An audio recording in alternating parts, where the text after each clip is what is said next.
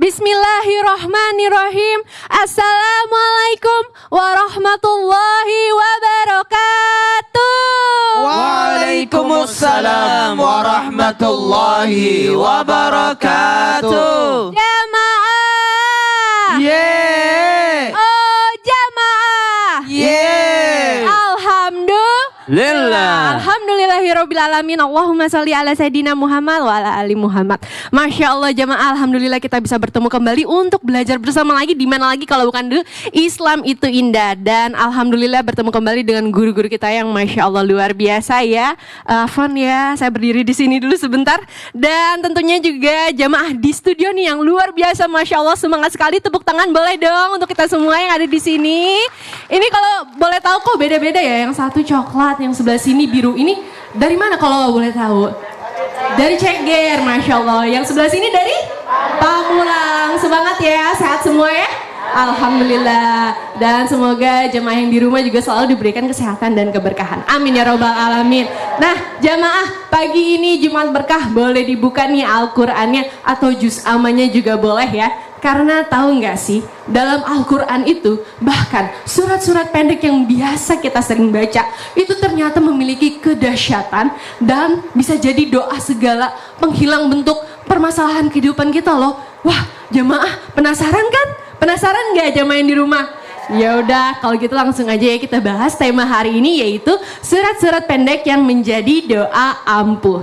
Tapi sebelum itu nih ada video tayangan nih. Ini viral banget nih, sayembara tangkap maling berhadiah 3 juta rupiah. Wah, ya udah kita langsung tonton aja yuk jamaah. Ini dia. Masya Allah, siang-siang bolong gini ternyata orang zaman sekarang pada nekat ya Ustadz ya. Subhanallah. Sampai nekat untuk nyolong ya, bukannya bobo siang ya, subhanallah. Nah, aku mau bertanya nih sama Ustadz Syah. Yeah. Ustadz, katanya dalam Al-Quran tuh ada surat pendek yang kalau kita rutin baca tuh kita akan dijauhkan dari segala bentuk kejahatan. Nih ya, dari sholat subuh yang satu ke sholat subuh berikutnya. Surat subuh hari ini sampai sholat subuh besok. Ya, jadi hari ini sampai besok. Surat apa itu ya Ustaz? Baik, boleh silakan penjelasannya. Jamaah yang ada di studio, guru-guru kami yang dimuliakan Allah Subhanahu wa taala, serta jamaah yang ada di rumah, surah ini adalah surah yang lazimnya umumnya sudah kita hafal semuanya, yaitu surah Al-Ma'un. Silahkan dibuka Al-Qur'annya, surah Al-Ma'un. A'udzu billahi minasy syaithanir rajim. Bismillahirrahmanirrahim.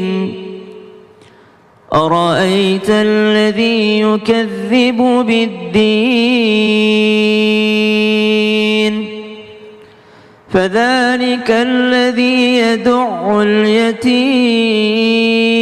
اليتيم ولا يحض على طعام المسكين فويل للمصلين الذين هم عن صلاتهم ساهون الذين هم يراءون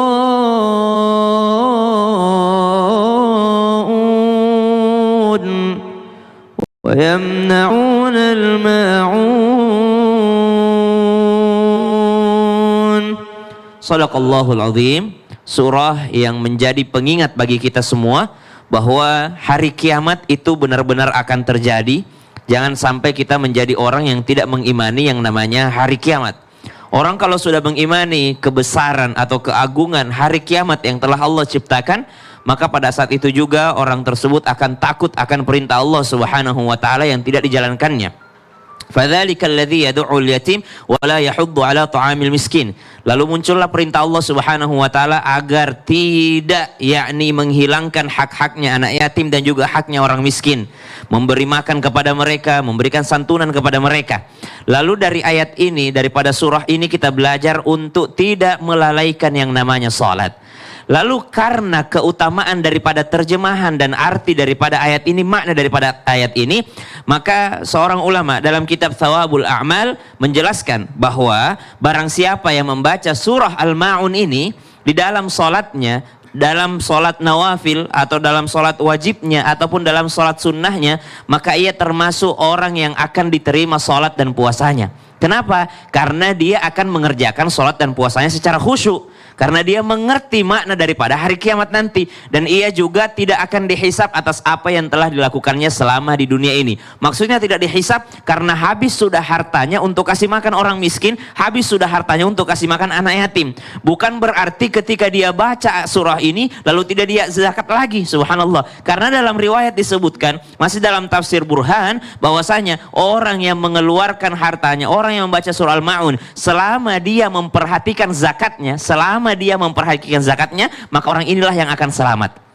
Tapi syaratnya perhatikan zakatnya, bukan menjadi orang yang pelit lalu dia baca aja surah Al-Maun. Ya udah deh baca surah Al-Maun aja biar nggak apa-apa kita pelit. Padahal dengan membaca surah Al-Maun, dengan mengerti maknanya, sehingga keutamaannya bisa kita dapatkan. Nah tadi ada dikatakan, apakah dengan membaca surah Al-Maun akan menjadi penjaga bagi kita? Dalam sebuah riwayat disebutkan, mangqara'a, siapa yang membaca daripada surah Al-Maun, surah Ara'aital ladzi yukadzibu biddin fadzalikal ladzi yad'ul yatim wa la yahuddu ila akhir surah, sampai akhir surah, maka Allah akan menjaganya. Kalau dia baca sholat subuh, maka Allah akan membacanya sampai subuh berikutnya.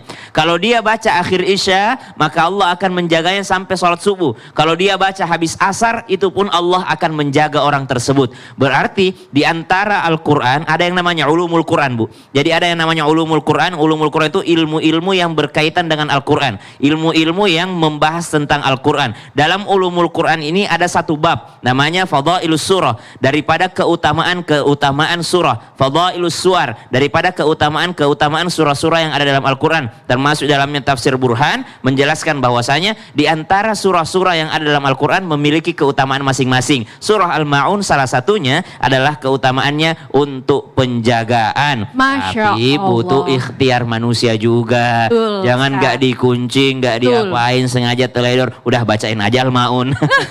kucing-kucingan itu namanya, Ustaz. Betul, subhanallah. Masya Allah. Jadi surat dalam Al-Quran yang bisa menjaga kita dari segala bentuk kejahatan manusia adalah surat Al-Ma'un. Betul begitu, Ustaz ya? Al-Ma'un. Masya Allah. Tepuk tangan untuk Ustaz Syam. Baik. Boleh, terima Terima kasih, kasih Betari. Ustaz. Nah sekarang aku mau izin bertanya sama Ustaz Maulana. Di mana Ustaz Maulana? Ya aku di sini. Tapi tunggu dulu tuh. Kenapa? Ada Biti tuh. yang Oh iya, tentang ratusan santriwati keracunan katanya. Masa sih? Yaudah kita langsung tonton aja yuk. Berikut ini dia. Subhanallah, ngeri banget ya Ustadz ya. Kasian ya. Nah Ustadz, berhubung sama yang kita bahas tema ini, Ya. aku mau tanya nih, katanya ada surat dalam Al-Quran yang kita tuh sebenarnya luar biasa hafal loh. Ini di luar kepala banget. Terus kalau misalkan kita bacain surat ini di atas makanan nih ya, Ya. katanya makanannya tuh bisa jadi obat buat kita. Terus kita juga bisa meraih pahala tawaf di Ka'bah. Betul begitu Ustadz? Oh, oke. Boleh, silakan dong penjelasannya. Baik, makasih banyak izin Habib dan Ustaz Sam. Bismillahirrahmanirrahim. Assalamualaikum warahmatullahi wabarakatuh. Waalaikumsalam warahmatullahi wabarakatuh. Jamaah. Yeay. Oh jamaah. Yeay. Alhamdulillah. Alhamdulillahirrabbilalamin. Allahumma salli ala Sayyidina Muhammad wa ala ali Sayyidina Muhammad. Masya Allah tabarakallah buat jamaah yang ada di rumah dimanapun berada. Masya Allah tabarakallah. Karena kali ini kita membahas surah-surah pendek yang kita baca keseharian dan ternyata luar biasa khasiatnya. Salah satunya tadi sebagaimana fenomena tadi ada terjadi keracunan dan ternyata makasih banyak Betari yang membacanya ketika akan makan maka menjadikan makanan itu menjadi obat baginya. Ada yang tahu nggak? Surah Al-Fil. Surah Al-Fil. Alam tara kaifa fa'ala rabbuka bi ashabil fil alam yaj'al kaidahum kita dalil wa arsala alaihin tayran ababil tarmim bijaratin bisijil fajalahum ka'asfil makul. Dan ini juga surah jikalau kita baca ketika berhadapan dengan musuh membuat musuh itu was-was dan ketakutan. Dan bisa juga surah Al-Fil ini kita ajarkan kepada anak kita, bahkan kalau bisa menceritakan. Terima kasih banyak kemarin ada audio visualnya. Saya sempat mengajarkan surah Al-Fil ini di hadapan anak-anak saya. sekaligus di sekolah tempat saya ngajar. Masya Allah tabarakallah, itu membuat anak-anak ternyata kagum, takjub karena peristiwa Al-Fil, peristiwa gajah, yang dimana tentara bergajah itu dibawa pimpinan Abraha untuk menghancurkan Ka'bah. Namun sebelumnya nih tadi dikatakan Betari, katanya bisa pahalanya sama dengan orang tawaf. Betul, karena ketika burung-burung ababil itu datang, sebelum membawa menyerang tentara bergajah, burung-burung ababil itu tawaf dulu. Tawaf dulu. Maka kalau kita membaca surah Al-Fil, seakan-akan kita mendapatkan pahala 1, bertawaf. 2, bagaikan itikaf. Ya luar biasa. Maka jangan kita memandang sepele surah-surah yang luar biasa. Ini kayaknya gimana ya? Ketika kita terzolimi, ketika kita diserang atau membuat kita gelisah, minta tolonglah kepada Allah dengan khasiat atau kemuliaan daripada surah Al-Fil. Maka dibacalah surah Al-Fil, insya Allah Allah hilangkan kesulitan kita, Allah mudahkan buat kita.